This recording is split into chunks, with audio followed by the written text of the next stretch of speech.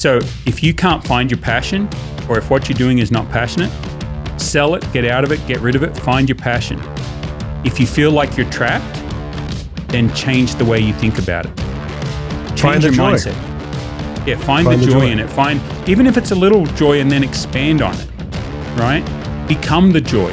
Become the joy in your office. Become the joy of people around you. Don't be that negative Nancy, that person that people avoid. This is the Mostly Middle Tennessee Business Podcast, a podcast about Middle Tennessee business owners and professionals. Mostly. It is kind of interesting when people go through life and they find those nuances that pop up that may or may not be blessings. Wouldn't you agree? I would agree. Well, there you go, guys. That is the voice of our guest today, Mr. Ed Fox. He's I want to say a four-peat? Four-peat. You're a four-peat return. Something that Kansas City couldn't do. Why do I keep having you on? I will tell you, because you're always a great conversation, and you had a lot of life happen in the recent years, and I think a lot of business owners out there need to hear this. By the way, this is the Mostly Middle Tennessee Business Podcast, where we talk to Middle Tennessee business owners, professionals, and entrepreneurs from around the state and beyond sometimes about all things like you're going to find out here. This is, I would imagine, going to be about when you have life cycles of business that come to ends naturally or forcibly, however they may happen. What do you do next? And how do you navigate those times, especially with a person like Ed, who is, I believe you just said, when you focus on something, there's no breaking your focus. Right. That passion can drive you, whatever that passion is.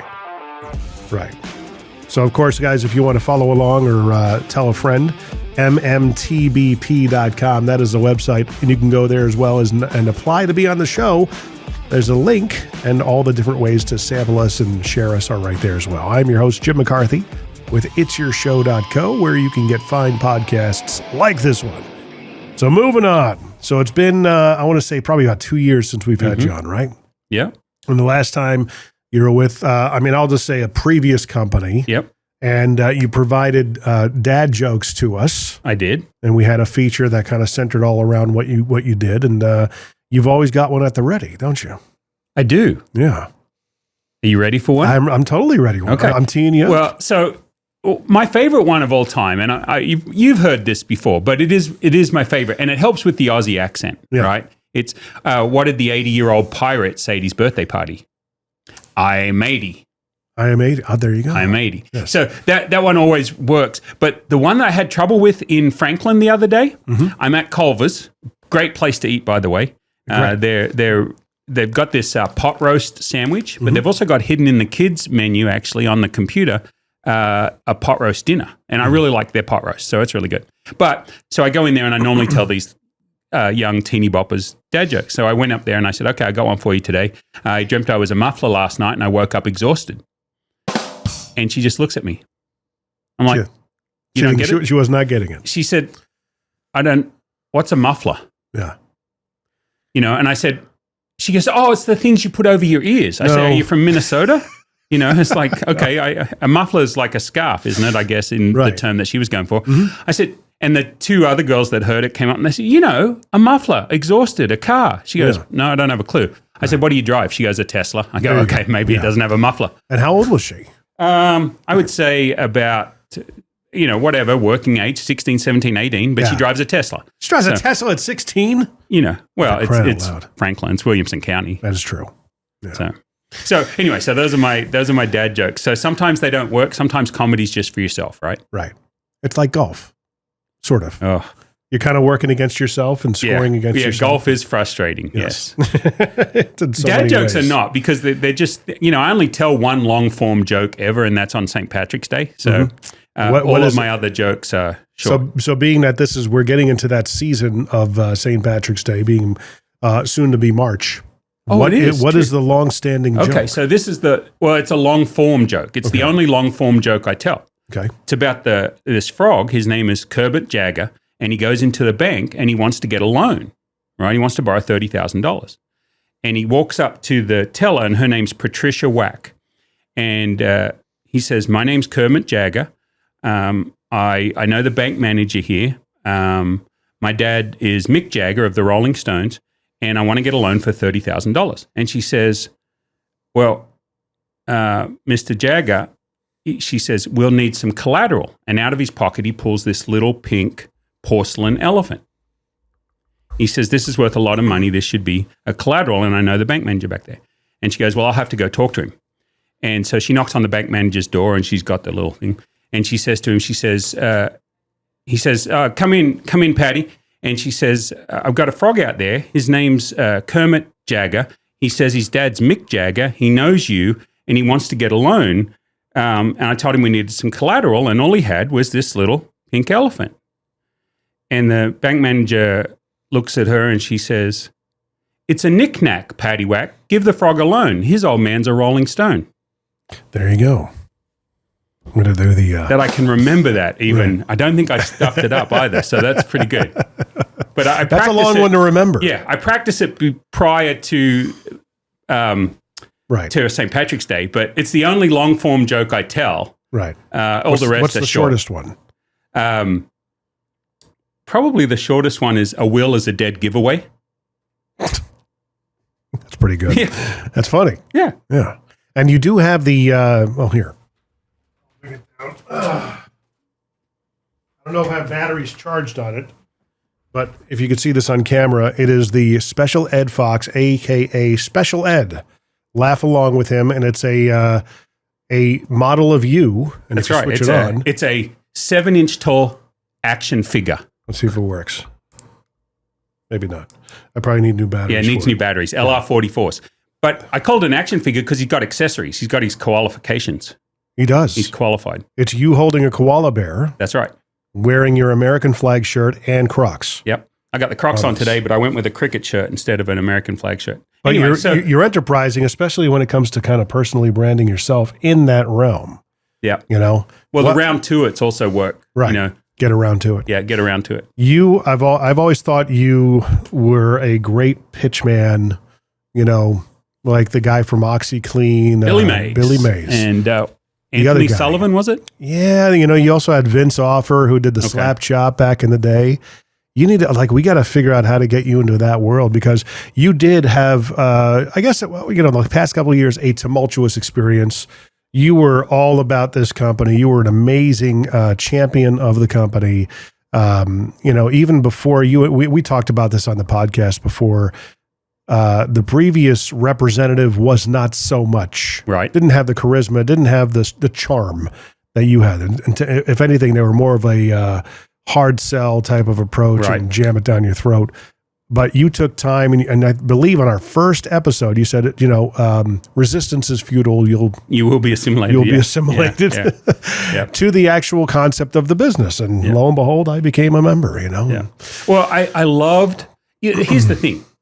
You sell products and services that people need, and they do great once they buy into it. Right. I loved what the barter industry could do for a small business. Right. Because we all have excess time or excess inventory. Yeah. And how we dealt with that. Right. And so I love that. And I did that for 10 years. I owned 2 franchises, one in Wichita and one in Nashville.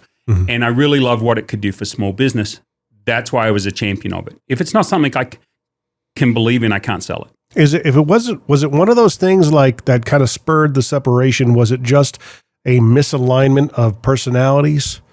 I went through some mental health issues at the beginning of the last year. Right. And so my numbers dropped off because I wasn't seeing people. I was dealing with depression, pretty severe, and I could not force myself, because I was looking inward trying to solve my problems.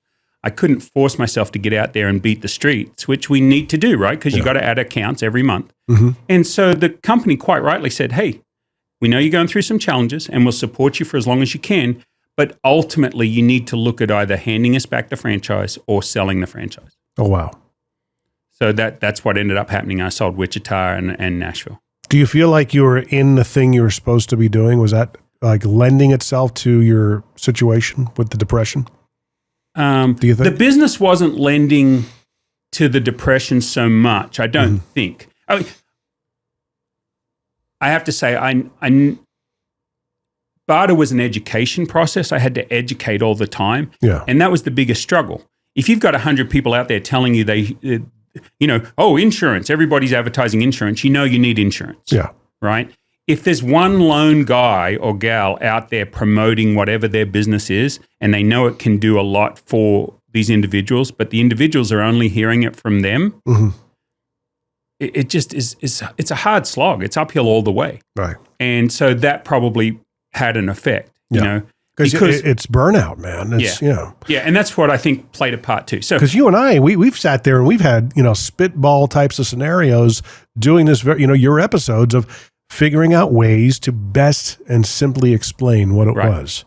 Because it does take a minute to wrap your mind around it. And I think that finally just wore me down, part of it anyway. But I tend to find that a lot of business owners, they fall in love with the business and the business becomes their baby. Yeah. And when it's time to let that baby go, they don't know how. Yeah. Or they don't want to. Mm-hmm. And they will hold on to that probably sometimes beyond the time that they should. Right. And that I could have done that. Maybe I held on a year or two. But the other things that have brought me, getting to know you, all the people in Williamson County B&I, moving to the Nashville area, it's something I never thought I would do. Mm-hmm. Lived in Kansas for 30 years.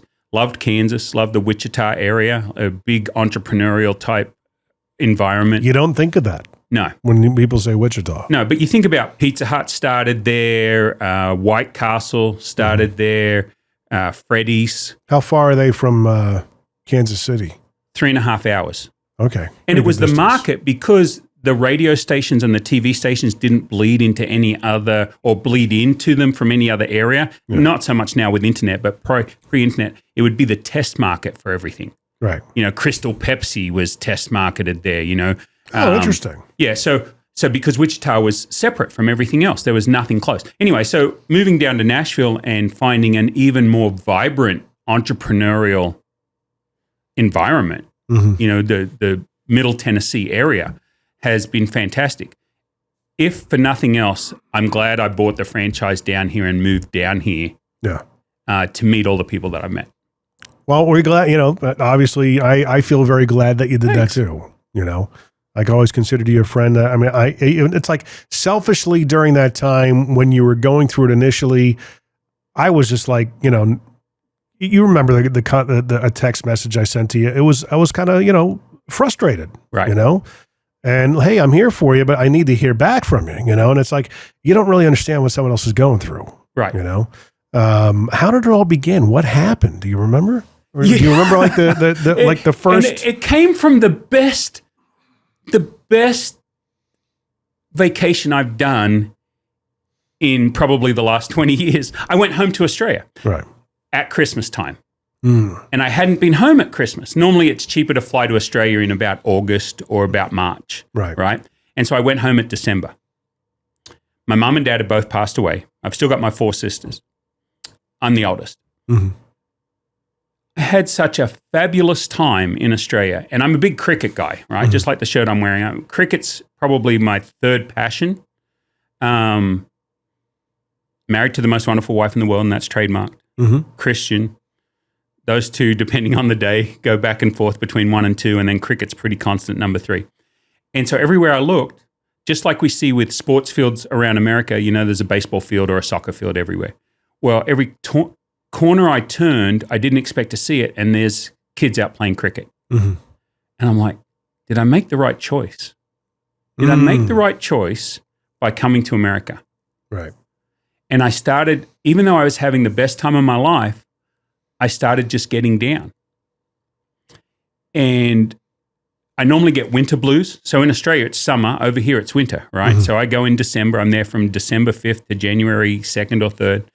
And then I come back home and I go straight into the snowpocalypse of 2024, 3, whatever it was. Right.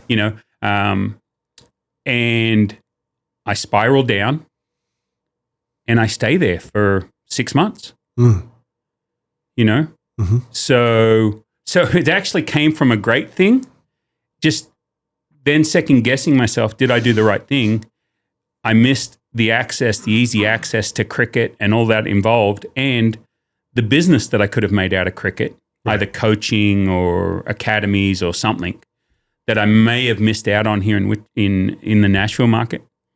But there's no money in cricket. I mean, not in the US right at this moment. There will be. Yeah. I mean, it's going to be huge. Well, that's what you're saying. You said that before.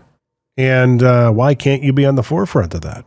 Well, because it takes money to make money in a lot of cases. Mm-hmm. And so you've got a lot of Indian money coming in that is promoting Major League Cricket and different things that are happening in cricket in America. But for me, all I could probably look at is getting a bunch of the expat kids that are here around the Williamson County or the Nashville market, Middle Tennessee, and maybe coaching. Right. But my style of coaching and the way Indians want their kids coached, it's very much like the Asians with math, not to stereotype, but but we know for a lot of these parents that education is key. Yeah. Or when it comes to cricket coach, they want to be coached in the tough way where you have the cane and you whack the kids on the legs if they don't. Oh, fun. Yeah.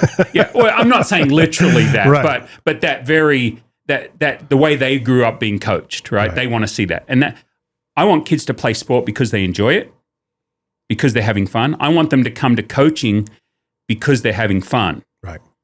Not because they are forced into it. Right? That makes sense. If math is fun, nobody can stop you doing math. Yeah. Right? For me, it was English and history. History was great. I would read history all day long. I love history. I think there's so much you can learn from history. Math, not so much. Math is a universal language. True. Not all math jokes are funny. Only some.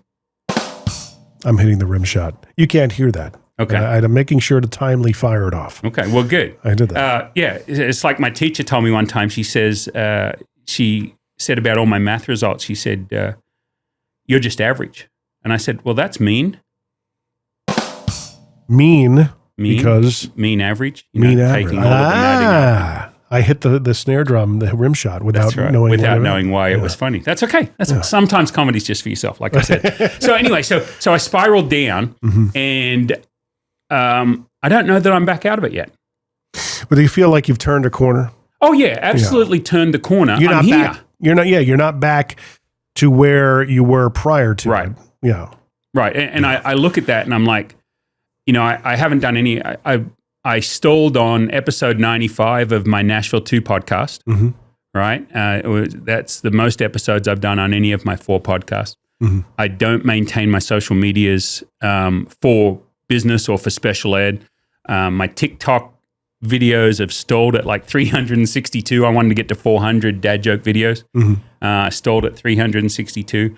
And so I haven't even been interested in picking that back up. So I can tell I'm not back, but then maybe I'm transitioning. Maybe I'm moving on. It's like when I've sold businesses, I've sold several businesses now over the last 20 years. When you transition your business, do you just dive into the next thing straight away? You got to breathe. Right. Yeah. I've dived into a business straight away, and then for the next 2 years, I've looked for an exit because I dived in too early. So it's like you married your rebounds. Right. You haven't been able to just that makes kind of sense. hang out and play the field, so to speak. Because the way it's like, people are going to go back and know who you were aligned with. Can we just say who it is? Oh, no, that's fine. Yeah, no, the CEO gave me as much help as she could possibly give me. Okay, good. As a CEO, right? I mean, they gave me enough rope, not to hang myself, but it was understandable. Yes. Yeah. Oh, yeah. I totally get where they're coming from because I was not performing to the agreement of the franchise agreement. I get that. Totally get that. Yeah. And I think ultimately, I don't want anybody to take, I had that impression. Immediately my mind goes to something that they did to you. And as somebody that, I care about, what do we do when that happens? You immediately vilify the what you perceive as the offender because you get more upset about the situation than the person that it affected. Right. That we all do that, So that's what kind of happened to me. I'm like, what is it with these guys? He was a great. Why would they cast them aside. My goodness. They could have offered some more help in different areas. But again, they can only do what they know. Right. Just like you said, dude, I saw your text message. So let's talk about that because we have never talked about this, I don't think. No. I saw your text message. Yeah. You were one of about 15 guys or girls that reached out to me and said, you've disappeared, dude. Yeah. Like, how can I help? Yeah. The pain of just trying to tell one of you 15 guys what was going on in my life was so much that I couldn't do it. Wow. I couldn't do it. Yeah. And it kept happening. Yeah. And so I just shut down even more. Yeah. Now, that's not on any of you. No, I understand. But, I'm not but taking it's been tough. Mm-hmm. You know, I've got a good friend that I've done podcasts with, him sitting in New York and me sitting out here, and we're on Zoom, and we'll have different business owners on, and anybody that strikes our fancy, you know, or has an interesting business. And it was a wake-up call with Ed and Paul, you know. And originally the idea was that we were going to give them a wake-up call. You know, they're having a problem with their business, and we both have enough business experience that we could help them, you know, wake up to yourself and realize this is what you need to do next. Right. And then we found out that they didn't want to be as vulnerable as we were willing to be on the show. Mm-hmm. And so we sort of had to transition into just tell us about your business and maybe we can help you with infomercial in a way. Right. You know. Right. Yeah. With a little bit of marketing help because Right. we've both got those skills. Yeah. I haven't talked to him in months. I mean, I sent him an odd text message, but we used to have a standing Tuesday 10 a.m. session where we could be on a Zoom call for 2 hours just talking. Yeah. You know, just being friends. Mm-hmm. That is still not bounced back. So Really? all of those things happen and they're okay. That's part of life. Trying to teach my kids that, you know, you have seasons of life. You have things that happen to you. Some things you handle well, some things you don't. You know, it's like when we're driving here in Tennessee and you do something wrong, you're quick to give yourself the grace, right? You cut somebody off accidentally or you're not paying good enough attention and you do something wrong. You're quick to drop that grace on yourself and forgive your mistake, but you're not quick to the guy in the next lane over that veered over because he looked at a text message. You don't know that his daughter's got cancer and that he just got clean results or he was waiting on those. You don't know what's going on in that car that's created that problem, but we are quick to judge them on their mistakes, you know, but we don't give them the grace. Mm-hmm. So I think sometimes we have to be careful of that and understand that they could be having a really bad day. There could be stuff going on. And just like the CEO of Trade Bank, of the company that I had the franchises, she didn't know how bad a pit I was in. Right. And she doesn't have the skills. She's not a therapist. She didn't know how to help. Right. She did what she knew how. My wife did what she knew how. I did what I knew how. My friends tried to help me in the way that they knew how. That's all we can do. Right. You know, and the same comes to when we're building our business. That's why I love talking to you. We both get going and we're riffing ideas off each other. And to me, it's amazing. And listening to your podcast is the same thing. Christopher McClintock, great friend of mine. Yeah. Amazing guy. You had him on not too long ago. I was just listening to that podcast yesterday or the day before. And what you guys got to talking about, I love when you talk about pendulum. We probably don't want to do it again so quickly, but I love when you talk about the books and we're cluing him in. And I'm like, every time I hear about that, I get a little bit more information, right? A little bit more expanded horizons. Yeah. And that is what I hang around for. And that is what I understand that we can only do from where we're at. Yeah. It's the whole notion of you can only control the things that you can control in your 360-degree sphere. Right. You know, and do My the dad best used to that say, you can. you do you, unless you're a serial killer. Don't do that. Right. You know, you can do you, you know, be. I think a lot of us that are more unless you're a serial killer like Dexter. You're serving a purpose. And if you haven't watched Dexter, it's not for everybody. But yes, I did enjoy watching that show. That's a great show. And they're but he didn't always get it right. You know, sometimes he killed some innocents. He had to absorb, and they had to work on the code of Harry in order to apply it. And well, if you're going to do this, and this is part of you, you might as well do it for the good of humanity. And you know, when the justice system fails, let's pick up where they leave off. That's right. I love when he one of the great ways he got rid of bodies was he would go to the most recent grave and dump them underneath the coffin, you know, and so you could get rid of that body. You got 2 bodies in the ground. I'm like, that's a great idea, you know. But Deadwood I'm going to put that one in my pocket. Yeah, there you go. Deadwood was my favorite. Did you ever watch Deadwood? We got into it, and I think what frustrates me about shows like those is the episodic nature of them.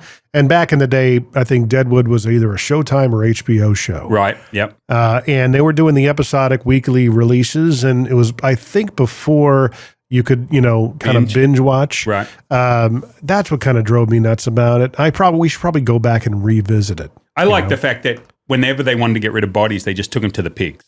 Yeah. Just dump them with the Chinese guys with the pigs, you know.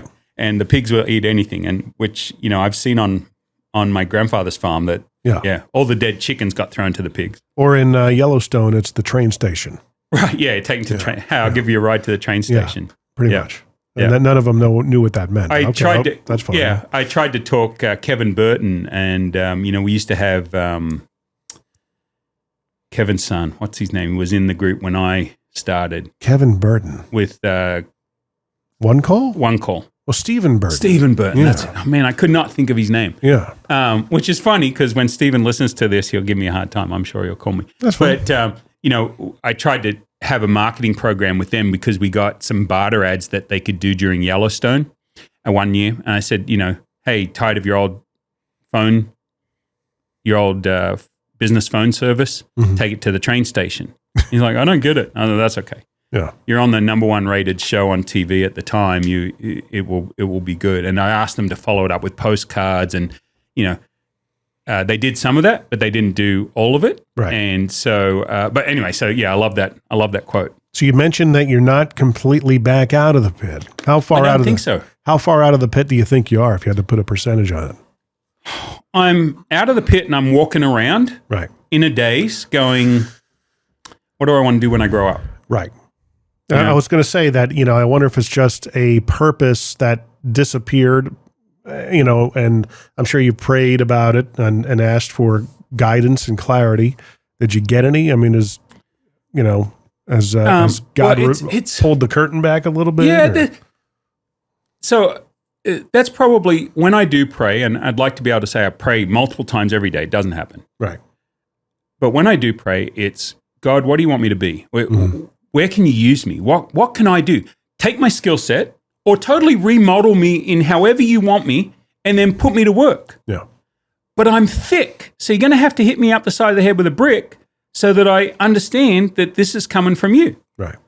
Or words to that effect. That's paraphrased. Right. But God, where do you want me? What can I do? How can I be used? How can I add value to people's lives and enjoy what I'm doing? Has had any like these social gurus that are out there, have they had an effect on it? Because you see these guys, and I'm going to give a shout out to an Instagram channel. I think you'll find a lot of entertainment from them. It's called Baller Busters. Okay. And their modus operandi, I'm going to pull it up here. Not that one. Somebody falling in the background. Baller Busters.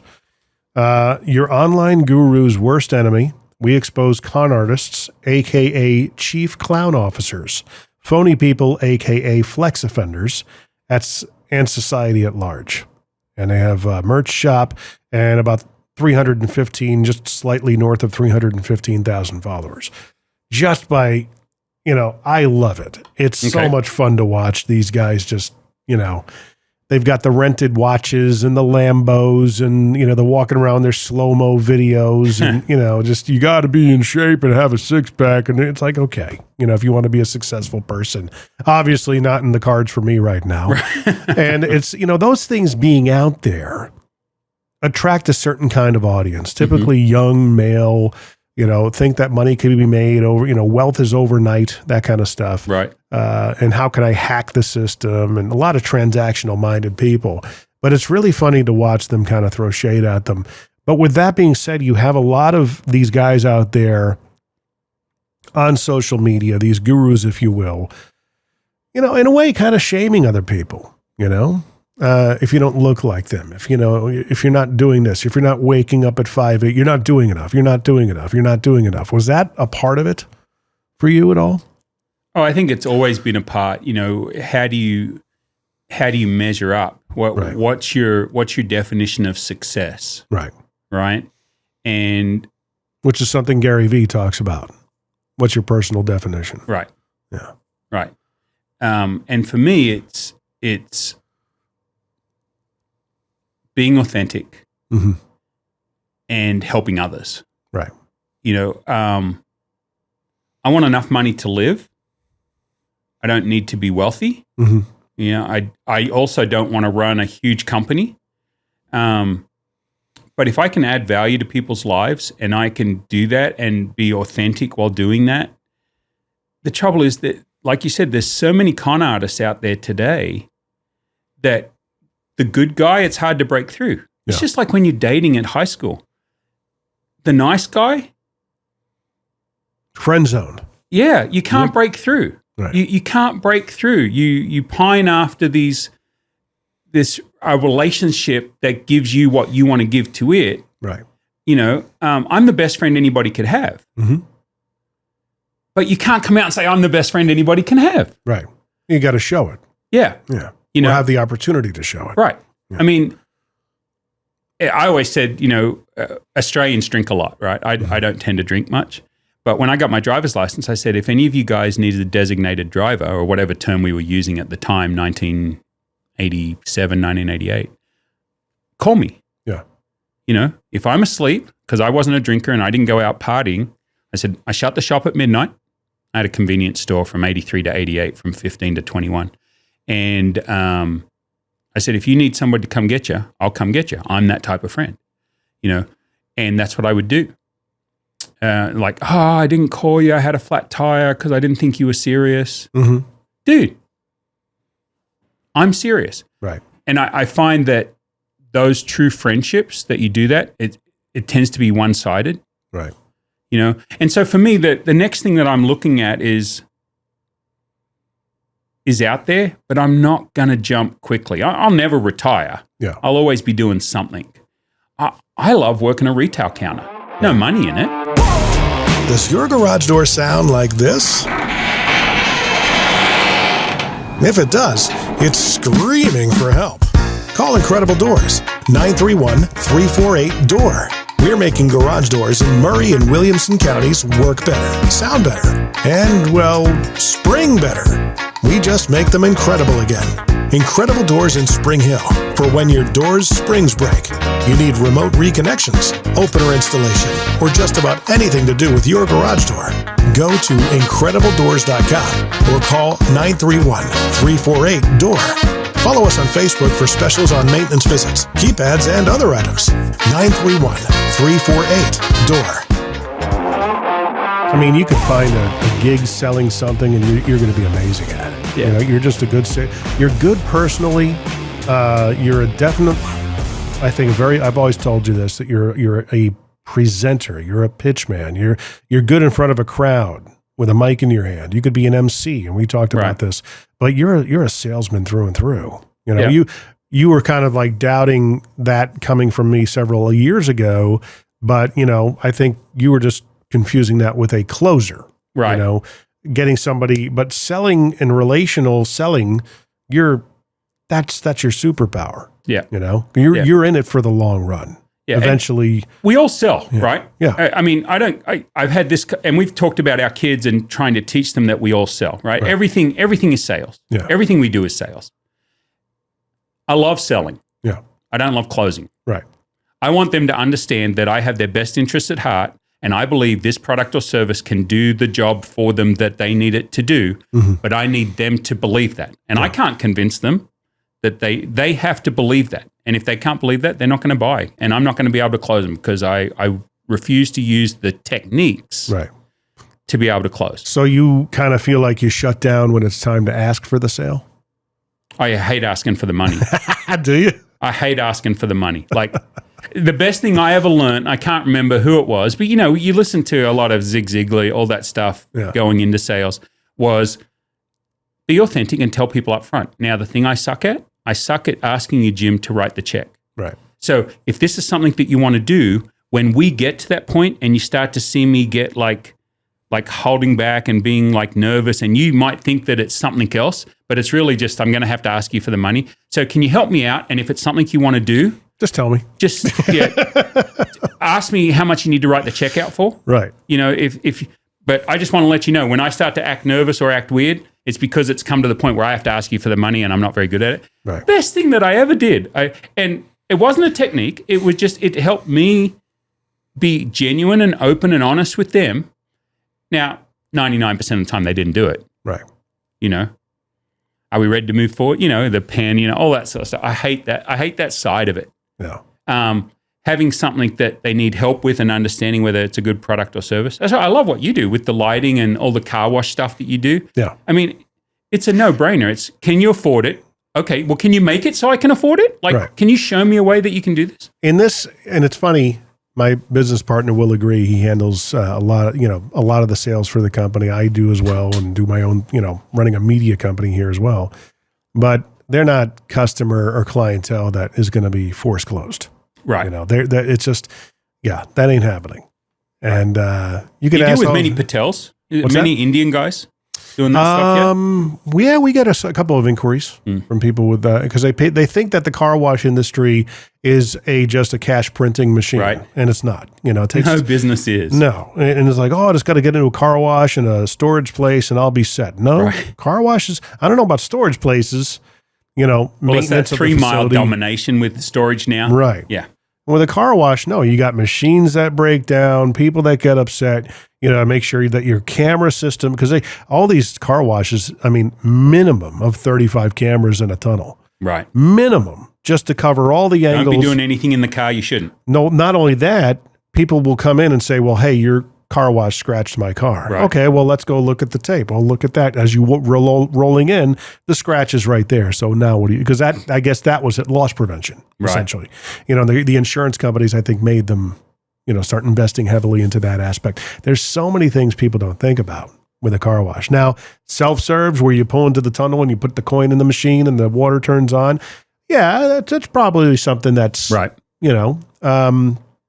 There's a certain segment of the market that is a do-it-yourselfer. I'll just, don't worry about it. I'll handle it myself. Make sure that everything's there and everything. So there's probably a little bit of a turnkey, set it and forget it notion for that, but you still have maintenance and upkeep right. on that building, Yeah. For lighting, for what we do, it's a want, not a need.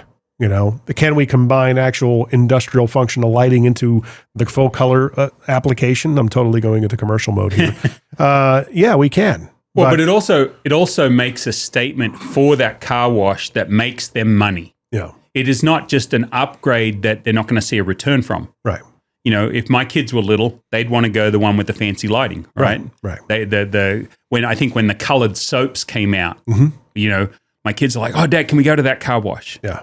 Right? Because they like the colored soaps, and I think the lighting does that too now. It totally does. The lighting actually, you can get one color of soap and just let the lights change right. The color of it. So you're exchanging one expense for another. Did they need colored soaps? No. So they can go back to. It got $10 from me that the other place was going to get. Right. The place right by my house didn't do colored soaps back in Wichita when my kids were little. Yeah. And so we drove across town and they got money from it. So I love that point of view from marketing. And so I love what you do. I just don't like the sales side where I have to close the sale. Right. So I would like to end up in something like I'd like to go back into schools and teach cricket. If I could do that. And getting back to that, you got pickleball, which became all the rage recently, and it's basically miniature tennis, right? Why can't there be a movement like all these alternative sports that aren't really popular here in the States have become all of a sudden popular with this next generation? Right. Who's to say cricket can't be? It's just right. You need a baseball diamond essentially, right? And, people to learn how to play it. Yeah. Well, even indoor cricket would be good. Just gyms, like basketball court gyms in schools is what we tend to play a version of cricket. Interesting. Rubber ball, plastic bats. Yeah. We can have a great time and we can enjoy that.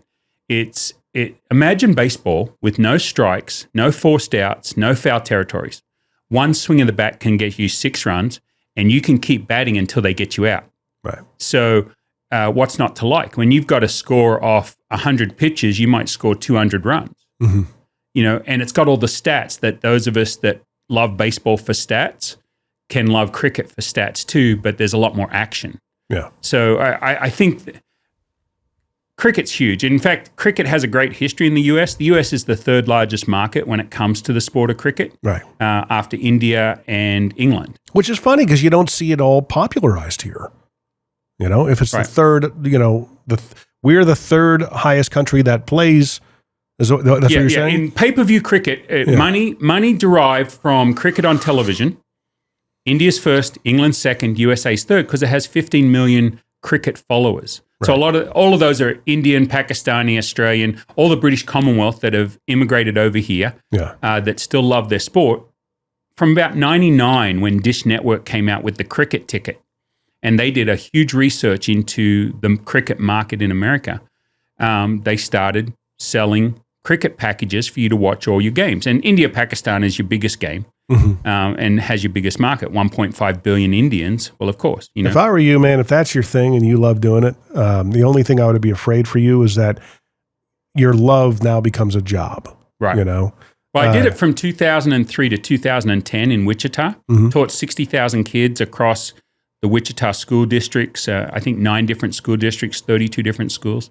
Taught 60,000 kids how to play cricket. It was fun. You'd walk into a Walmart or something and you know, a 10-year-old would be there. Oh, Mom, it's the cricket guy. Right. And she's like, you sell phones to my kids? You know? Yeah, the old phone company. And I'm not an entomologist. What's an entomologist? Well, an etymologist and an entomologist would know the difference between the two. There we go. So, thanks. I would say that, that's definitely like you need to fire that back up, you know, especially if people remember you as such. You never know. They're probably on social media. And if you just start a channel called That Cricket Guy, you know, and it's all just you showing different techniques of how fun the game is and why do I love it, and to share your passion about it, you know, and maybe that could, maybe the call to action is, hey, would love to introduce this sport into your school. Give me a call for, you know, travel and my fee or whatever it may be. And you introduce a new sport to their physical. I mean, especially now you got all the changes in the administration happening and, you know, who knows where that's going to go in terms of physical fitness for the kids now with RFK at the head of the DHS. Well, the other thing that's interesting is when you've got a sport that's the second largest in the world, right? It's the second largest behind soccer. Right. And we're interacting a lot these days with India, Pakistan, Sri Lanka, Bangladesh. We're outsourcing a lot of this stuff to these countries. We need some way to connect. If I'm going to build a relationship with you, we got to be able to have something to talk about that's not work, right? If we're going to build a long-term relationship.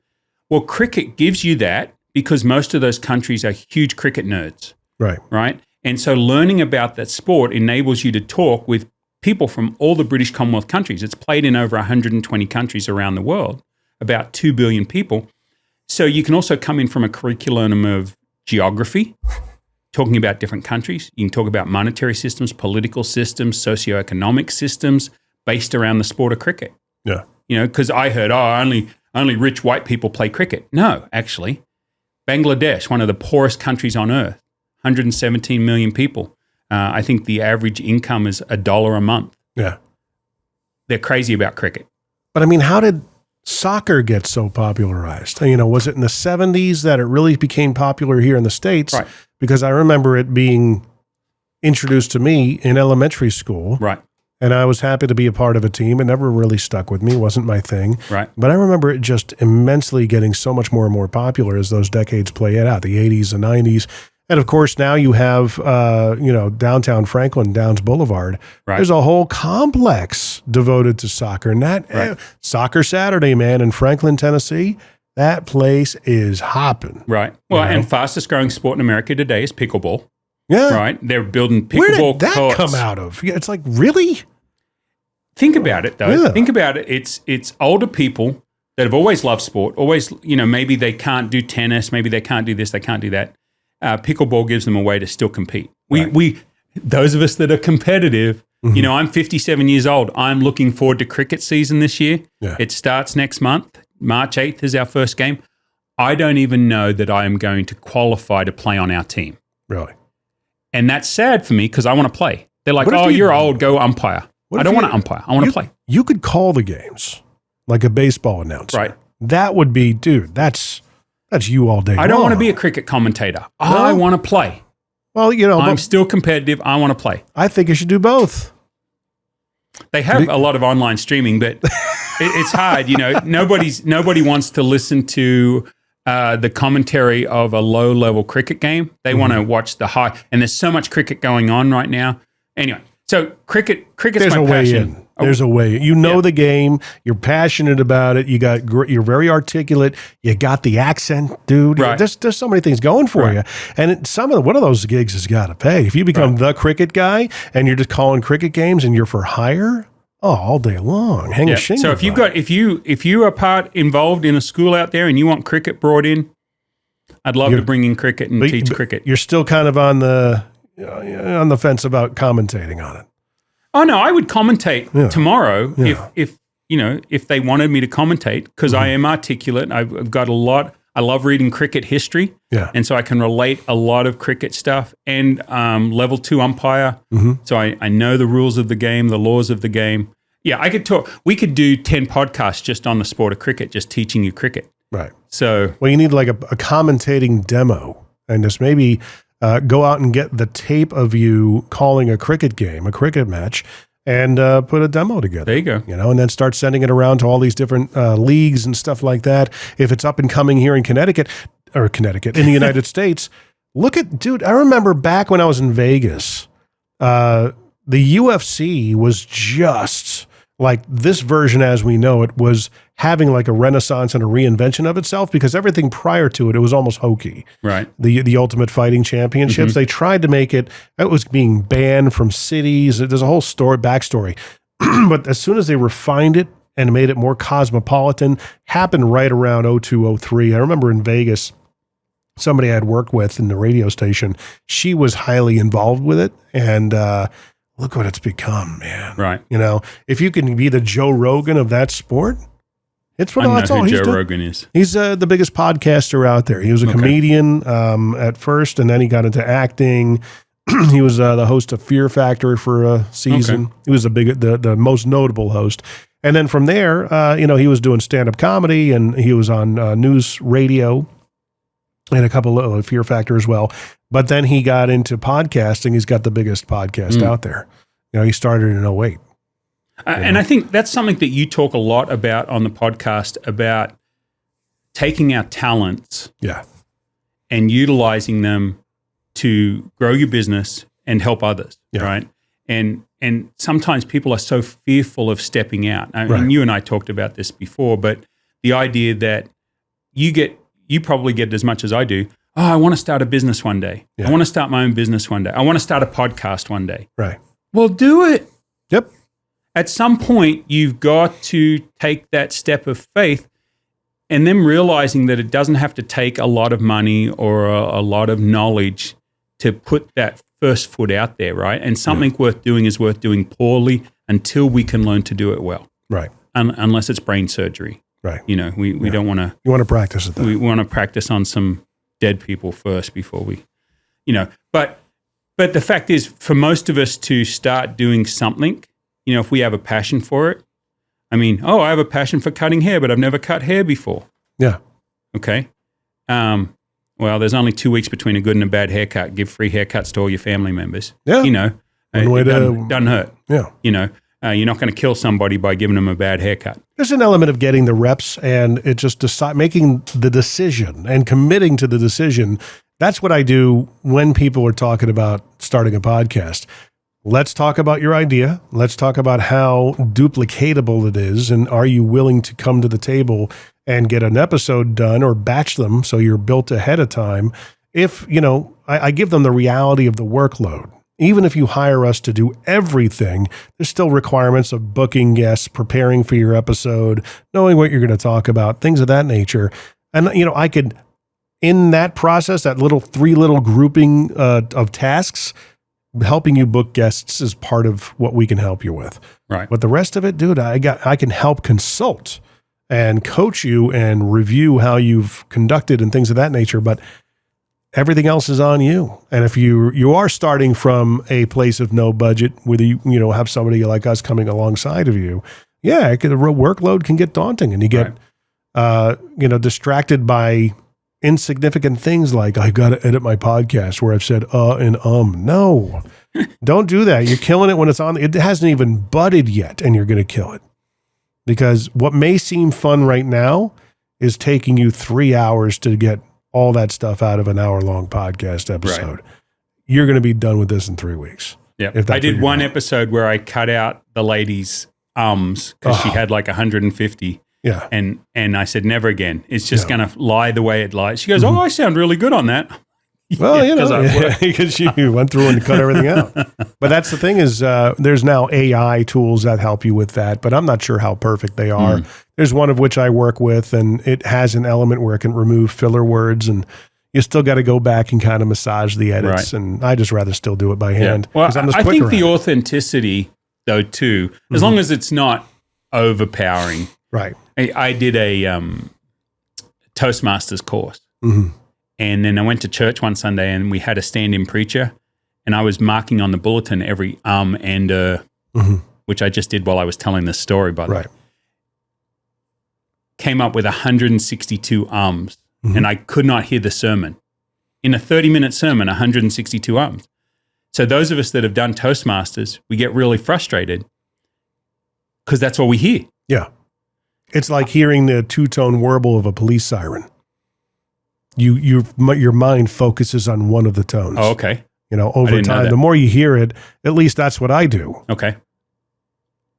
You hear the be-doo-dee-doo-dee-doo. You got to focus on one of those tones. Okay. Happens to me all the time. I hear one of them more than the other. I get nervous. Like when I turn a corner and the cop car follows me and I know I haven't done anything wrong, but I'm like, oh shit. What have I done? What have I done? I don't worry about the siren. It's like, normally it's the flashing light. Yeah. I was coming back from somewhere in Kansas, long flat roads in Kansas, right? And I'm driving. I was speeding like a lot, 25 over. But it's nice, clear day. There's nobody. It's like the rapture's happened and I'm the only one on the road. Awesome. This cop's following me for 4 miles. I don't know it. Yeah. Because he's got his lights on, but not sirens. He's got his lights on. I'm just driving away, listen to my music or podcast or whatever. And he finally pulls me over and he says, I'm so mad right now. I'm like, he said, didn't you see me behind you? I said, no, I didn't have a care in the world. He's like, I know. You're doing 85 in a 55. I'm like, no way. He said, yes. I said, 80 maybe.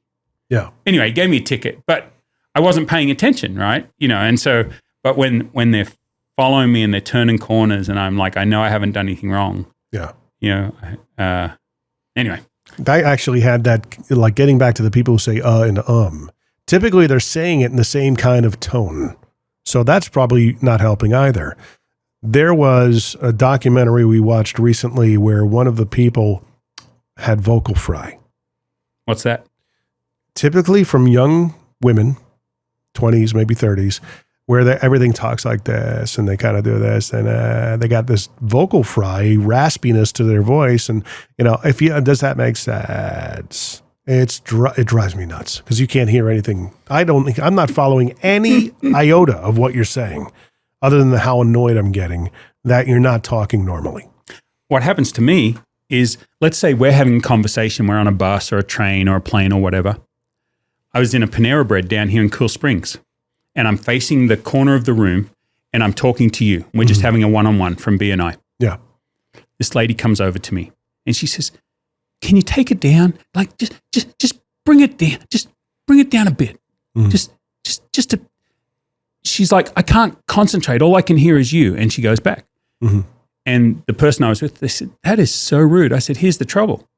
The Australian accent breaks through a lot of clutter. Yeah. And some people can hear that and nothing else. Right. Now, I'm loud anyway.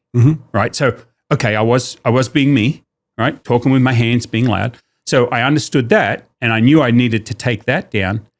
But the fact is, even though I took it down, she got up and moved because the accent was rebounding off the walls, landing right back on her. Projecting. Right. Yeah. And she could not hear herself think because my accent was it just breaks through. Yeah.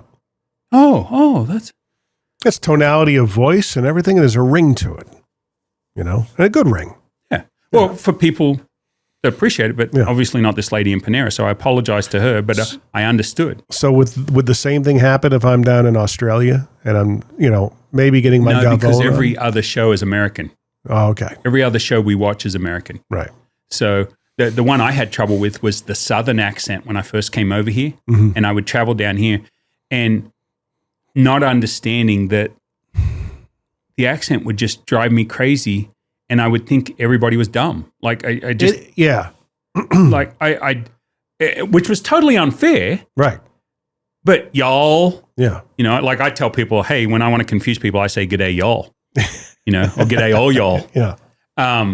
So I tell them I'm from the deep South, right? True Southern accent, Southern Hemisphere. Southern, yeah. Absolutely. So I love the South. I'll the first thing that happened to me is I walk into a Kroger with a trolley and almost run an old lady over, and she goes, "Bless your little pea-picking heart." I said, "Oh, thank you." And my wife goes, "That doesn't mean what you think it means." She's Kansas girl, and she lived in Memphis for a year.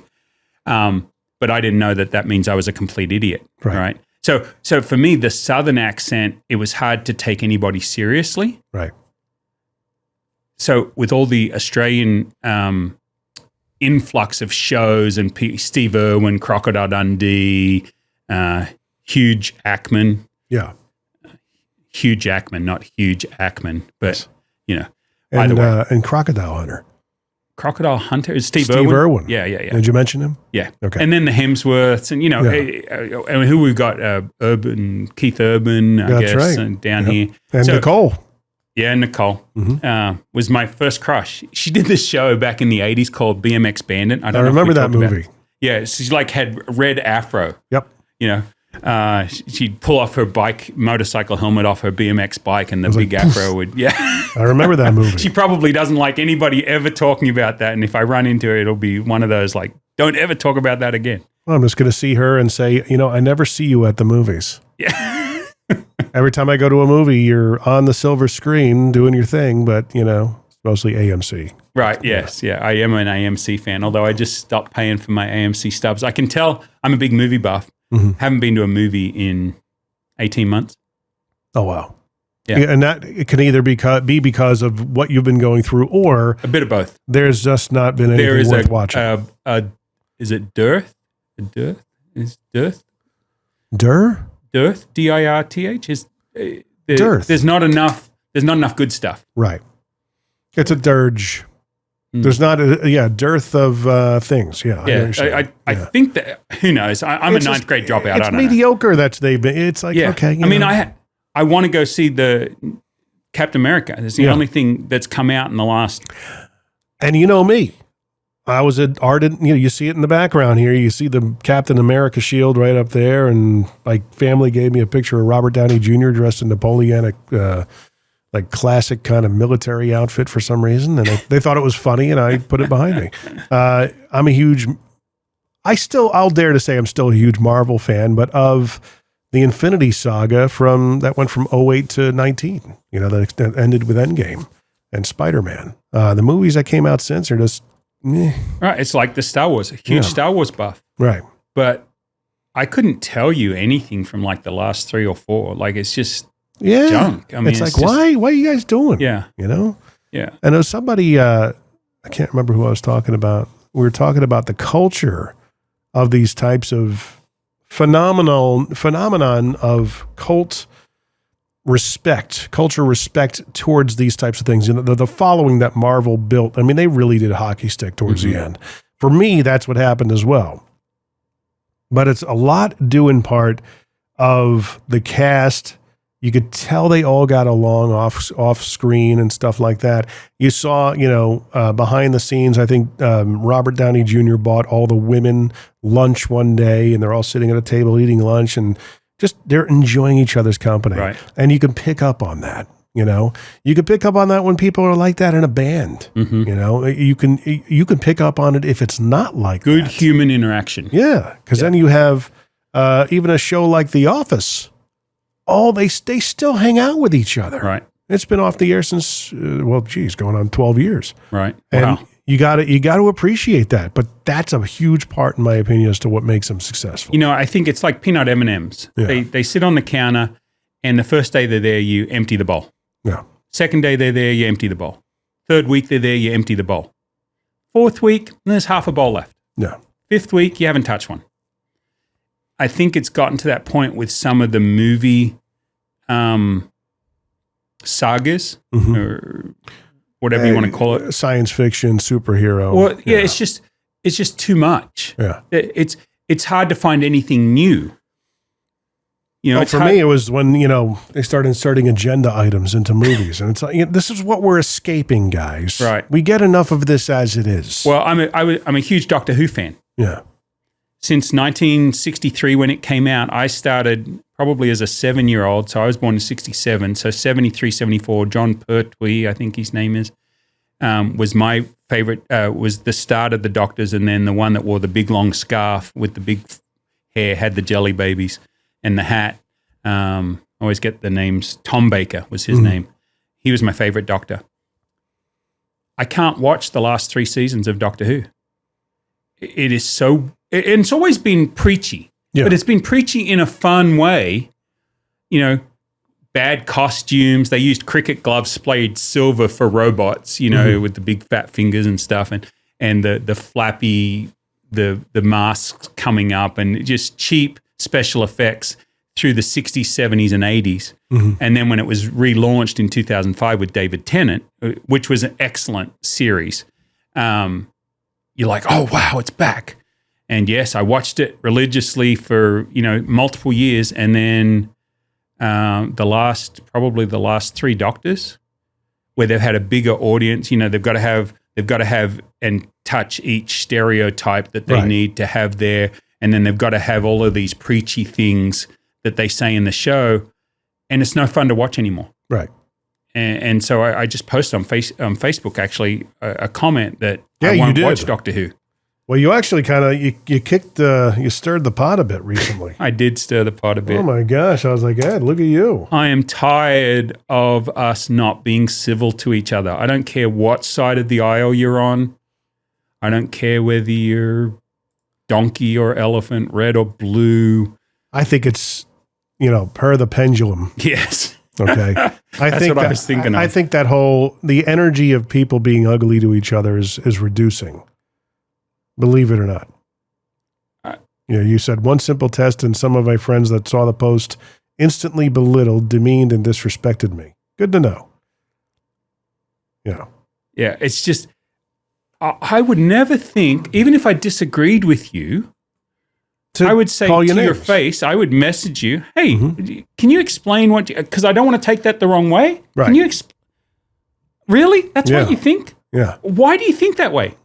Okay, well, we'll have to agree to disagree. Right. Now, if I say to anybody, we'll have to agree to disagree, I have not had somebody say back to me, yeah, okay, no problem. Yeah. No, I refuse to agree to disagree. You're just ignorant, or you're stupid, or that happened to me the other day. So you're okay with, no, that's not what I'm saying at all. You're making a blanket statement because I happen to disagree with something that happened. Right. Okay. No, that doesn't mean any of that.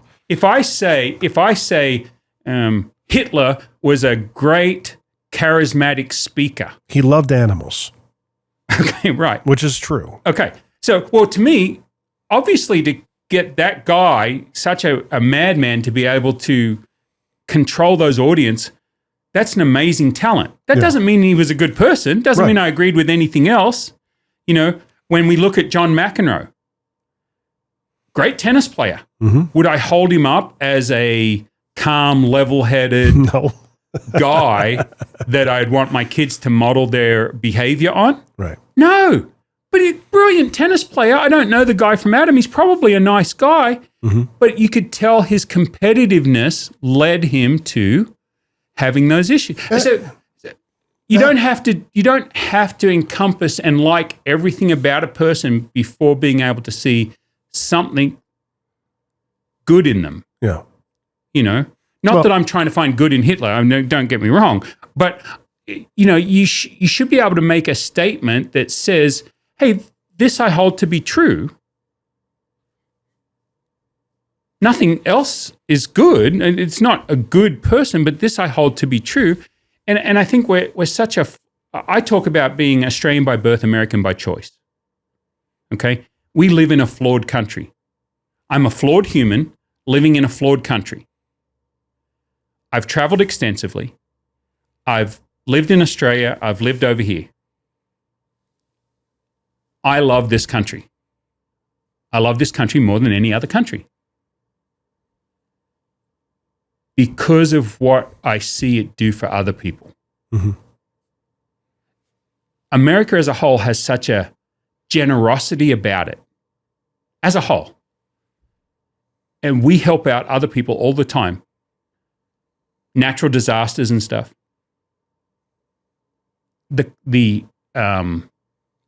Our lifestyle in this country, I've taken my kids to India. Mm-hmm. And you look at these kids living on the street with nothing. And my kids come back and they go, I guess we shouldn't complain that we don't have the latest PlayStation or the latest, be sad that I only got a PlayStation 4 when the PlayStation 5s came out, Mm-hmm. And they started to realize that it's the abundance that we have here in this country and all the advantages we have, yet we still beat ourselves up more on stuff that other countries don't care about us about. Yeah. Right? I talk to Indian and Pakistani friends, playing cricket with them a lot, and I go, how do you find in Middle Tennessee, how do you find racism is? They're like, compared to what we grew up with in India, Yeah. The caste system and the racism we saw every single day, Americans aren't racist. Now, that's, what they like to call anecdotal evidence, Right. just in conversations I've had. Mm-hmm. But in general, in Wichita here, I have found that most people say that we don't suffer this outpouring of racism that America beats itself up on all the time. Oh, it's being projected. Right. Because there's agendas. Right. So anyway, so I do not post political stuff on Facebook anymore. I occasionally will post something where I try and be middle of the road. Right. Like I want to, sometimes it's funny to make fun of certain people, but whenever I used to do that, they would take it the wrong way, right? They would take it not just for the comedy of the situation, they would try and read into it my beliefs or thoughts. A lot of times if I get off on the wrong foot with somebody, it's because they've misunderstood my intention. Right. My intention always is to crack a joke. Right. My intention is to find something funny without belittling, demeaning, or picking on you. I saw the funny side of that. Right. When you said something or did something, I saw the funny side of that and it tickled my funny bone. I'm sorry that you took it that way. And people say to me all the time, I don't know whether you're joking or not. Right. If you're not sure whether I'm joking or not, I'm joking. Right. And that's the thing is that, you just simply getting back to your Facebook post, just posted an observation and a little bit of an opinion looking at it now, which is okay. You should be able to do that. But did you actually have good friends? Oh, yes. Just, I'm unfollowing you. I can't believe this. We're done. Right. And it's like, dude, you know me. Yeah. It happened to me back in 2020 with a friend of mine from Las Vegas who we got into a conversation about something and I, made an opinion of, I can't believe you're just right to name calling, it's either you believe this or we're done. Like, this is really the hill you're going to die on? Absolutely. Okay. Right. Dude, there's not much I can do about that. Right. That's on you. Right. That's called being an ideologue. Well, and the way I worded the first post that created all the animosity, it could be taken two ways. And that's the way I wrote it. Right. It could be, if you want to take it from a negative or a positive, either way can be correct. Right. I didn't say he stole the money. Where do you put the emphasis? Mm-hmm. Right? I didn't say he stole the money. Mm-hmm. I didn't say he stole the money. I didn't say he stole the money. Wherever you put the emphasis can put a different Change meaning. the meaning. Right? And so where I put it, and I put, this guy this is going to be great, that they chose him. Brilliant. Putting one of the richest individuals in the U.S. in a position to shine a light on government waste. Brilliant. Can't bribe him. So which way do you want to take that? Right. You can take it either way. Mm-hmm. Was I being sarcastic? Right? Did I put an exclamation mark after the word brilliant? No. Okay. Yeah. So I do that, and then I posted. I responded to a couple of people on different things where I purposely misspelled. You know, your, and your. You are, your. Or maybe it's only the two. Yeah. You and you are there, and there they are. Yep. Right. And so, and or you know, I decided, you know what, I'm going to start leaving those in because you start to see how petty people can be. Right. And they started responding. It's you are. Right. Dude, who gives a flying flip? Right. You know, do you understand what I'm trying to say? Mm-hmm. You're going to be a grammar Nazi about that? That's the only thing you can pick on my post for? Really? Well, it makes them feel good. And that's the key about social media. Yeah, I just find that I want civility to come back. I want us to be able to agree to disagree. It's not worth a friendship. If that person, you know, now there's thousands of friends I have on Facebook that I've never met.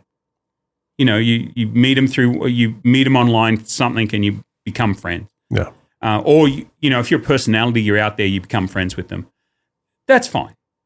You know, I don't care what they do, what they say. But those 100 or 200 people that you know well enough, either you're in networking with them or your kid's school or something, that you've talked to them multiple times, they should know you well enough to be able to just pick up the phone and say, hey. Yeah. It's not that difficult. It's a lot of people, per the pendulum philosophy, you can see the book right behind me there if I'm pointing in the right direction. I keep it there for a reason because I believe that if a lot of people read it, they'll find out that there's essentially hope in the book, because the whole point of the book, or one of its major points, is, look, we've been here before, even though it feels like we haven't. Typically around this time of the pendulum swing, we should have had something that was tumultuous, you know, bloodshedding on a mass scale of sorts, similar to a civil war, Revolutionary War, World War II. Those were big resetting events that made people rethink, and automatically came with it some sort of an empathy out of those events. That's what we're missing right now. I thought COVID was going to be that. I don't know. Maybe it is. Maybe it was. It was an event of. It was almost like an intellectual civil war. Well, it seemed to push us further, though. It seemed to push the pendulum. Well, the pendulum comes back whether you like it or not, because it's changing of the guard of the generations. Right. The next generation's not going to think what we think is cool to be cool.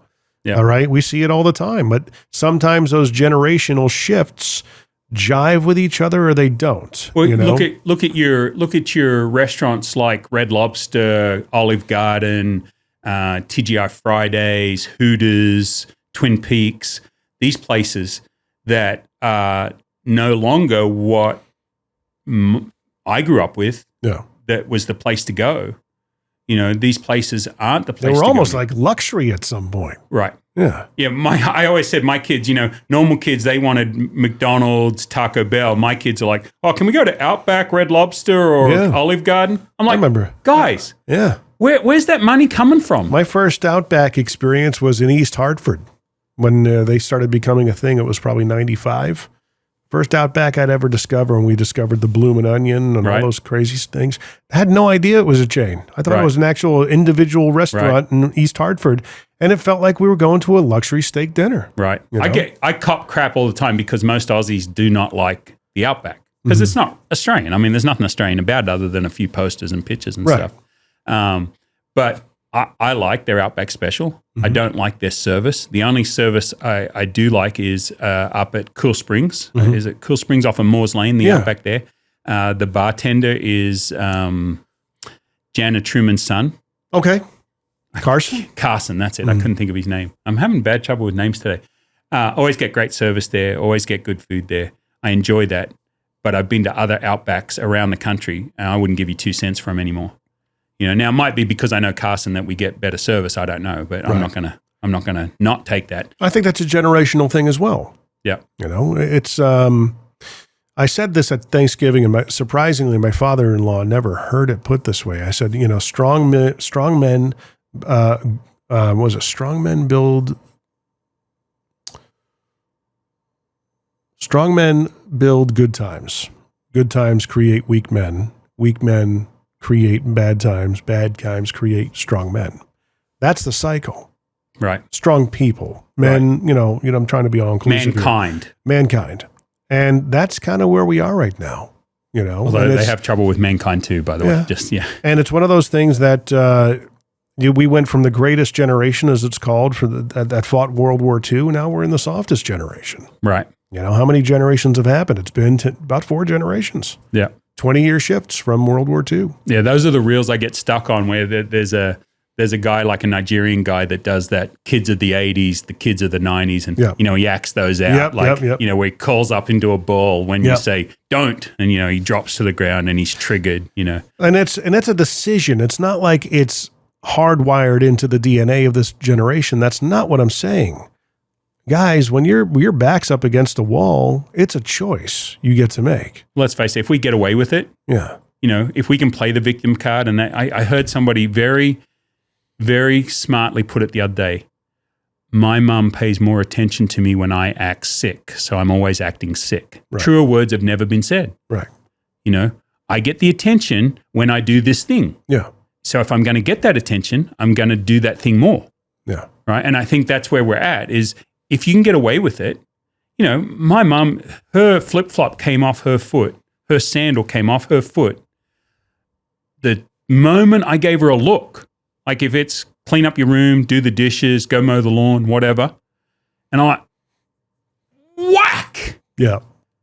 There was no time to think about back talking your mother. Right. Whatever was at hand, jug cord, extension cord on the vacuum cleaner, a piece of 2x4 sitting by a chair, whatever it is, it didn't matter. You realize that you can't play that. Oh, but just let me finish the game. Right. I'll let you finish the game. Sledgehammer through the TV. And now finish your game. You're Gen X, right? Yeah. Yeah. I drank out of the hose. Even in Australia with the spiders in it and everything. Yeah. It was the street lights came on, you had to be home. Right. If you weren't home by the street lights coming on, there was hell to pay. Question I kind of formulated. I asked my wife this. If you could,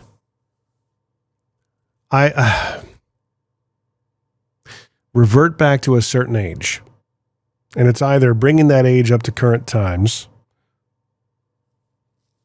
not going back to when you were that age and knowing everything you know now. What age would you bring right up to now? For me, it'd probably be about 30, 33 or so. Which is for a reason. I don't know the context. I don't understand a little bit about the question. What age? You get to spend a lot more time with your kids in the grand scheme of things, but then you lose out on being with your spouse because they're going to age at the same pace. Right. But you're going to be, 20 years younger if that's what you go with. Well, my wife says I'm a 12-year-old. No, I don't. She says I'm a 12-year-old kid, but I say I'm a 12-year-old kid. Yeah. We're a guy. I'm a guy. So, I do all that sort of stuff. I loved moving to America at 22. Mm-hmm. I loved being married at 22. I loved having kids at 25. Mm-hmm. I loved my son and I playing cricket together when he was a 10-year-old and playing cricket together for 10 years. Mm-hmm. Most dads stand on the sideline and yell at their kids. We're yelling at each other because we're teammates. Right. That's the period I'd like to do over. Really? So that's even going back to coming up Gen X, drinking out of the hose. I guess this is the question's turning into, if you had to relive a moment in your life, what would it be? I loved leaving school at 15. 14 and 9 months was when you can leave school in Australia as long as you got a job to go to. Mm-hmm. And I opened up a convenience store with my folks. Mm-hmm. No petrol, no gasoline pumps, but we had everything else on the edge of town, little country town, 20,000 people. And the store had been shut for 3 years. And from 3rd of March, 1983 to August 88, I virtually worked every day. From 6 a.m. till midnight was when we were open during the summer, and then 10 p.m. during the winter. I loved the retail counter. Mm-hmm. I loved 300 transactions a day, getting to know everything from the old farmer that came in off his 4,000 acres, stood around rolling up his tobacco pouch that he bought, and he stands there and rolls 50 cigarettes while he's talking to this 15-year-old kid and says, "How's your love life?" Mm-hmm. "I'm 15. I don't have a love life." To dealing with everybody else, right? Just dealing with customers. I would love to do that again. Would you do anything differently if you relived it with your Education, perspective now? with knowledge? Yeah. Oh, I'm sure, you would do thousands Fix any of things regrets? differently. Yeah, the biggest regret I have normally comes in not being true to myself. Mm-hmm. Whereas, the regrets normally are when I promised something or I said I would do something and then I didn't. Yeah. Or I took advantage or made fun of somebody that if I had it to do over, I wouldn't do that, because we're all bullied, right? Yeah. I didn't get the chance, thank goodness, to bully others. Right. I was bullied. Big fat kid at school, I was bullied. So leaving school and then having my bullies come into the shop and build relationships with them and come to understand that they were good people. Yeah. The reason they were bullying me was because so they didn't get bullied, or they were being bullied in other cases and they took it out on me. It's prison psychology. Yeah. Just survive, right? Yeah. We're all just trying to survive. I'm like, why'd you pick on me? Yeah. Because, and you talk to them, the prettiest girl never got dates because nobody would talk to her. Nobody wanted to take a risk. No, right. The kid with glasses got picked on, the fat kid got picked on, the pimply kid got picked on, the redhead got picked on, the buck teeth, everybody got picked on. So for me, going back and being able to understand that we're all struggling, we're all dealing with our issues, to be able to think less about myself and to think more about how I can help them. But while they're in the midst of doing it, you can just look at, what's wrong? Yeah. Are you okay? How can I help you? Yeah. This isn't you. I think about it all the time. If you're working a retail counter, and I've never been a hold up at the convenience store or mugged or anything like that. Closest I've come to in Spain is somebody got their hand in, took my cash out of my wallet, dropped my wallet on the ground, and I was pickpocketed. Right. But I always think, dude, hey, let me give you the money. Let's go buy something to eat. Let's sit down and talk. No, I just want the money. Give me dude, yeah, I'll give you the money. That's no problem. Well, what's going on? What do you need? How can I help? Like, how can we turn your life around? Yeah. Oh, you're one of them do-gooders. No, I'm a shit human being. I'm flawed just like everybody else. But maybe I've got something that can help. Yeah. That's my goal when I do business. That's what I love about business. Is a business only exists and can grow because they're adding value. They're solving a problem. Right. If they're not solving a problem, if they're not adding value, they're not going to last. We think of businesses, we think of Sears and Roebuck. Mm-hmm. They took their eyes off the goal. They were meant to be helping their customers. And when it got more about helping their shareholders and less about helping their customers, the business no longer exists. No, it's radio. That's what happened in radio. Yeah, I mean, podcasts have killed radio, right? Well, podcast was certainly a nail in the coffin, but it started a long time ago with them, becoming real estate companies and holdings companies. After the FCC passed the Telecommunications Act in '96, that opened up the floodgates for businesses to come in and buy up all these mom and pop radio stations that serve the community, that, had audiences that depended on the local guy to be in tune with the community. Hey, we can buy these radio stations, and thanks to automation, go ahead and get, so-and-so from Kansas City to do the afternoons for so-and-so in Nashville. Right. And that's what they started doing, and not, compensating the people for it as they should have been. Mm-hmm. And over time, it just cannibalized itself. And it was more about the shareholder, like you're saying. Right. And I said, this is, when I knew it back then, we are already an industry that has to have this fine balance between, serving our clients who are the advertisers, but we can't forget about the listeners, because the more of those we have that feel engaged, that feel like they're getting entertained and we're making their day better, the better for it is. 'Cause the advertisers, that was always the argument, the chicken or the egg, which came first, which one do we need? Well, if this isn't good for the listeners, that should be the, and listening to me be idealistic here, that should be the measuring stick. Right. Is it good for the listener? Because without the listener, we've got nothing. Right. Well, and so if a person is struggling with their business today, right, other than the basic business background of running their business, right? If they're spending more than they're bringing in, right, their business is going to fail. But if they are not serving their customer, right, if the business isn't doing well, are you looking at this from the perspective of your customer? If the other crap is taken care of, right? If the business stuff, if you're buying at the right price, selling at the right price, if your customer is not happy, your business is not going to succeed. Right. Right? If your customer is happy, because sales solve a lot of problems. If you've got the sales coming in because the customer likes giving you the money and the result, the product or the service that they get is good, I don't even turn on the radio. There's very few people I'll listen to on the radio anymore. Right. All right. For me, I'm listening to cricket podcasts and I'm listening to business podcasts. Right. That's all I'm doing. This is the inevitability that radio kind of paved the way for. The point I was making was that they've got two distinct customer sets to please. Right. A lot of businesses just have one. If it's a car dealership, it's going to be a car buyer. We want to sell them a car and we want to service that car. If it's, you know what I'm saying? So it's one, there's not a, like a juxtaposition, if you will, of a customer, because you have the advertiser who wants the most bang for the buck and they want business to be increased because they're spending money on advertising. You got the sales department that wants to sell programming. Well, hey, let's just do this more. Let's add more spot sets. Who gives well, you can't do that because our other customer is the listener. Right. And if we start forgetting about them, then we might as well just shoot ourselves in the foot.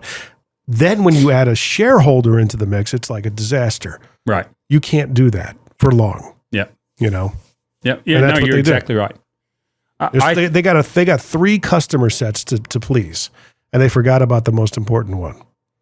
So do we need to have a takeaway for people that are listening to this? We've sort of like ebbed and flowed everywhere. What do you think the takeaway is? I think if we take it back to a business perspective. Yeah. Post-COVID, for me, if you're not happy doing what you're doing, quit doing it. Yeah. Or get happy again. Either way, if you can reignite the passion, great. Are you telling yourself this? Oh, yeah, absolutely. It's been the big thing since I've sold the business is find your passion. At this point, I'm 57. I don't want to start something that I'm not going to enjoy.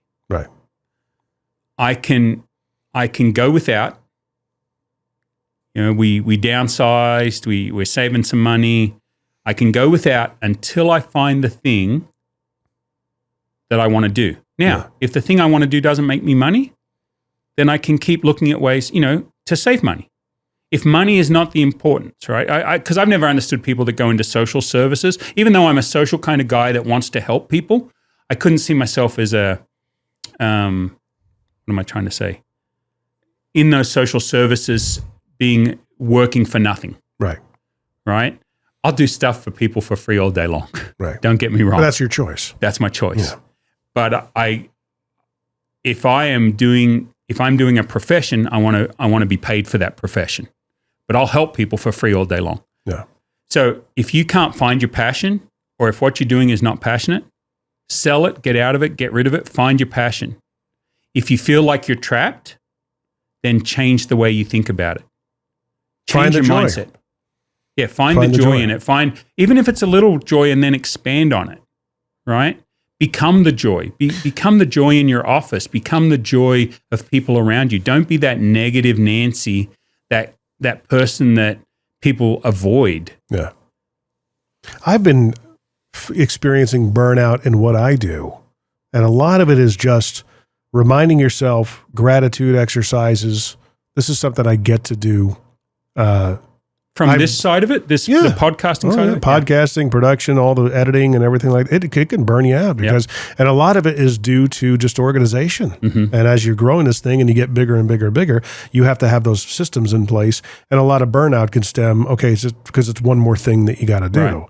But we're able to bring people on. We got team members to help with that. My wife is helping me now with organizing my days.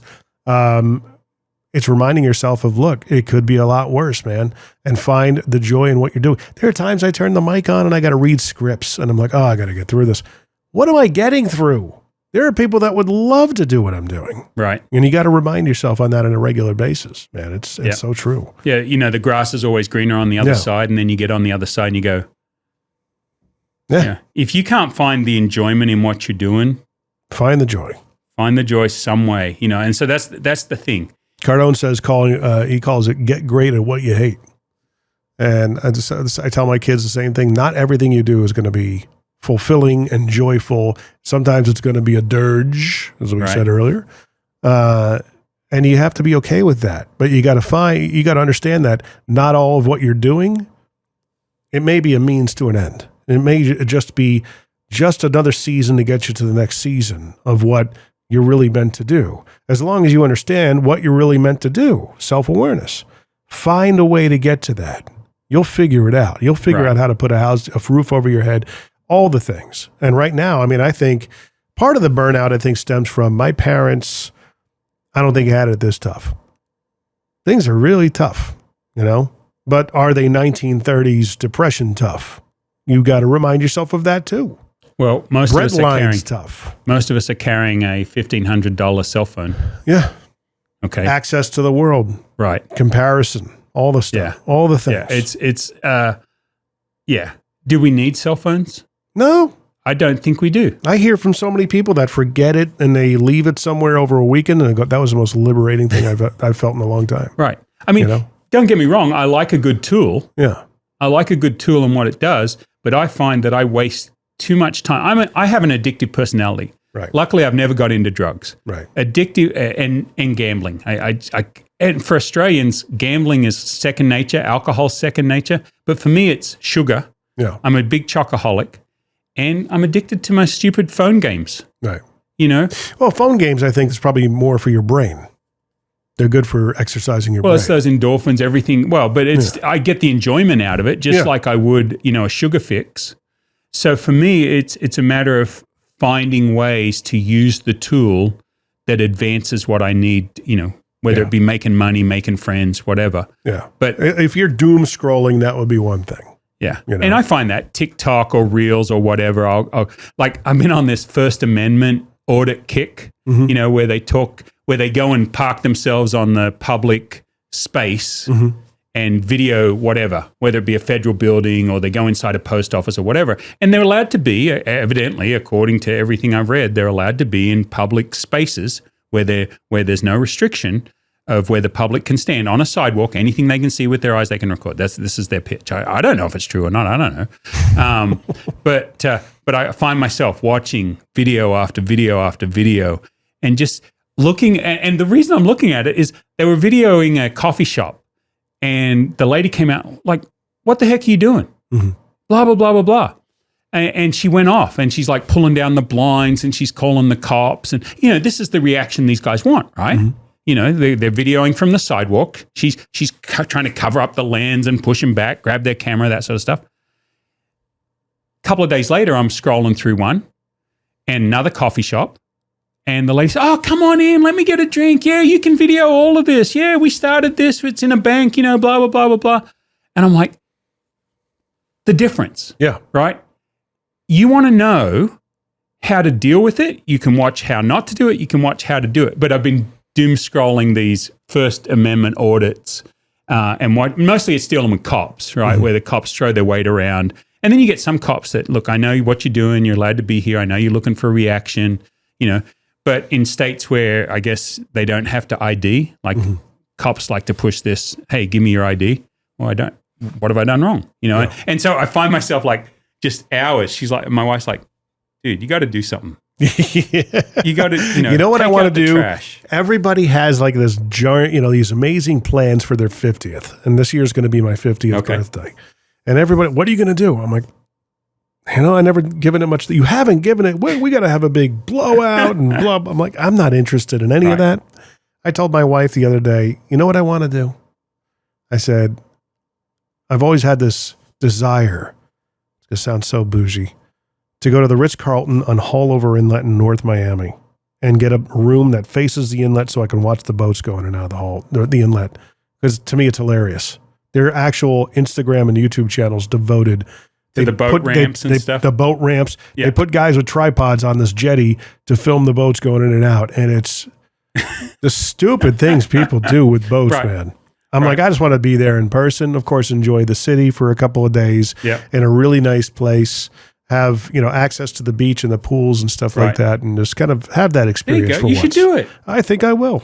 Yeah. I mean, my 50th, it was all about, in a cricket term, to make a half century. Yeah, is really good. If you could average over the course of your career, like at bats with a 300 at bats, or something. I don't know baseball, but if you could average 50, world class average is 50. So when I made it to 50, they're like, "Oh, you made half century," and did all this stuff. I don't want a big party. Yeah, I'm not a party guy. I'm an experienced guy. Right. I'd like the experience of going to different countries and watching cricket in different stadiums. Where I've been invited to Sri Lanka this May to play in a charity cricket match. Good. It's $2,000, but I'm going to go. Good for you. I'm going to have that fun. And you should do your thing because it's what you want to do. Yeah. You do you. Yep. And it's, finding out what I want to do in my 50s. I mean, I'll probably still be working. You got to have that purpose, and hopefully that purpose gives you fulfillment. Well, when I look at the stories of guys like Montgomery Ward's, J.C. Penney, Colonel Sanders, Ray Kroc. Yep. Most of them didn't start till their 50s. I know. Because they finally figured out who they were. They had the confidence, a little bit of success. What is confidence? Confidence is a memory of success. So they probably had a little bit of success. That's what I'm experiencing now. But I still feel like, I'm in a room the other day where, so-and-so's going to Hawaii, and it's like to win an award. I'm like, we're not winning right now. Like we're doing well, we're doing okay, but we are not winning compared to the time when we were before the pandemic. That was like the good economy that just would not find an end. And finally it's been challenged. And like Gary Vee's been saying all along, when this ends, you're going to find out who's real and who's not, because it's not going to be as easy anymore. When you go through a season like that, it really does test you, and that's the way it's been for us for the past year and a half or so, but it's forced us to pivot into other areas and figure it out and find ways to put gas in the tank. For me, the highest peak in my professional career, 96 to 2008. Yeah. I was doing Magic the Gathering trading card game, Pokemon, Star Wars, Star Trek. All the collectible card games came out around that period, 93, and I got involved in running tournaments from 96. I was making $100,000 a year in addition to my wife's good income, just running tournaments on the weekends. Crazy. And it was like printing money. Yeah. It was crazy. And I built a cricket field. I took $200,000 and I built my own little sports complex for myself. And then that money ended with the crash of 2008. You didn't have discretionary income that you could drop $50 for a kid to go play in a tournament all day. I've never reached those heights again. Right. Doesn't mean you won't. No, I haven't come across the next thing that could reach those heights for me again. Right. Right. I want to teach people there's a time and a place, and understand that you're going to have ups and you're going to have downs, highs and lows, pendulums. You're going to have that. Just accept it. It is. And it's when you're going through a valley. That's one thing I tell my kids, as long as you're not walking along the valley floor and you're kind of traversing, you shouldn't be, like if you come down from a mountain, you shouldn't take a right or a left. You should keep going straight till you hit the next mountain. It's a good point. If you're doing I'm still walking along the valley for a period. Yeah. Now it's time for you to take a right or a left. Exactly. Probably a right. So you keep progressing forward. Look, at that point, you're not going to be in the valley for long. The good news is when you feel like you're in a valley, it's just a couple of steps till you start going up the mountain again. Yeah. Yeah. And I think the gratitude attitude really, when you can take your eyes off yourself and put them on other people and how you can help them and how you can be of value to them. I think it was Zig that said, help enough other people get what they want and you'll always be able to have what you want. Yeah. I don't know. I mean, I think he was talking financially, but I think it can be played out over a lot of different scenarios. We talked about the definition of success. How you define success may be different than how I define success. That's got to be impressed upon a lot of young people, is that it is a definition and it has to make sense to you. Right. And it's not all material. Right. In my 20s, I thought I wanted a 308 GTS, a Magnum Ferrari. Mm-hmm. That's what I thought I wanted. No. Yeah. No, that's not what I want. For me, this last week, February 17th, was my 35th wedding anniversary. Married to the most wonderful wife in the world. That's trademarked. For a personal relationship, that's the best thing that's ever happened in my life. Right. Now, overall, everything in life, that's the second best thing that's ever happened in my life. Becoming a Christian was the first best. Gave me a peace that I would never had. Yep. Took away so much worry out of my life. And just trying to be a good person. Doesn't mean you're perfect. You still make mistakes. You're still flawed. But for me, the relationship with Christ, the relationship with my wife, and having 35 years, in this day and age, that's a pretty good success for me, 35 years. I would agree. I'm 24 years in, it'll be this year. Awesome. Quarter of a century. Yeah. Somebody asked me the other day if I followed the anniversary, like I guess there's like a wood anniversary and a gold anniversary and a silver. Do you ever follow any of that stuff? No. Like my son, I had to tell my kids to call their mom for our anniversary. Right.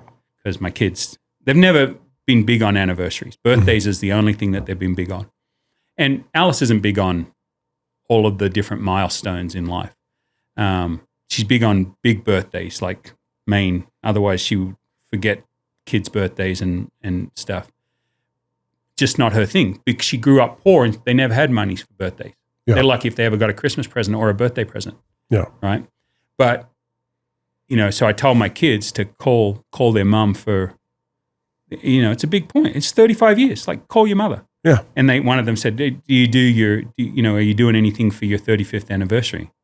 And I can't even remember what he said, whatever it is. I'm like, dude, no. I don't need any more knickknacks. I don't need anything. We don't need that with each other.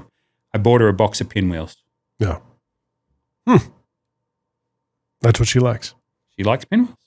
And she won't buy them herself because they're too expensive. So you, can you still be found? What is where can everybody go to find you? I don't even know. I have specialedfoxdadjokes.com. If you search Aussie Fox, AUSSIEFOX, everything was Aussie Fox. So Facebook is fb.com/Aussie Fox, specialedfoxdadjokes.com. We need to get you a link tree.